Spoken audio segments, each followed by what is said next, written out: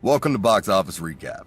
At the start of the movie, a spoiled rich kid named Grisha is returning from a club when he notices his car being towed away. Enraged, he starts running after the tow truck while swearing at the driver. Unfortunately, he gets into an accident and passes out. Later, he is woken up in a stable by a man named Artyom, who is dressed in primitive clothing. He keeps on telling Grisha to take the horse to the Lord. Grisha is also dressed in similar clothes, and puzzled, he tries to make sense of the situation. Soon, a man named Avdi shows up and drags Grisha outside before thrashing him for not saddling the horse as ordered by the Lord. After a while, the Lord comes out and asks him why he hasn't readied the horse. Thinking it's a joke, Grisha tries to be rude but gets severely whipped. Despite this, the Lord decides to give Grisha another chance to bring out the horse, but the arrogant prick threatens them with his dad's power and tries to run away, thinking everything is just a prank. Surely, Artyom Kusher is around the corner in a truck. However, the surrounding reality is too real and the people are too convincing. Grisha eventually realizes that he is a disenfranchised serf in a small village in the Russian Empire. The year is 1860 and it is summertime. This was 6 months before the abolition of serfdom. Serfs are the poorest of the peasant class and are a type of slave. Lords own the serfs, who live on their lands, and in exchange, the poor people are made to grow crops day and night. Grisha is eventually caught by the Lord's men and he is dragged away to be hanged for trying to escape. Even in a precarious situation as such, he arrogantly demands to see a lawyer until he sees another peasant hanging dead from a rope. Now his demeanor totally changes and he begs for forgiveness. Grisha, who has been pampered all of his life, is definitely not used to being threatened by others. Hence, he starts remembering his past life. Grisha is a 27-year-old spoiled son of a Russian billionaire, Pavel. He is brash, arrogant, and rude to everyone he meets. The movie then rewinds to a few days back, where Grisha is in a club, trying to hit on a beautiful girl named Anfisa. However, she shows attitude and makes fun of his cliché way of hitting on her. Challenged, Grisha walks over to a club employee, building a champagne tower, and takes out 2 glasses from the bottom, destroying the structure and creating a scene. What a whiny bitch.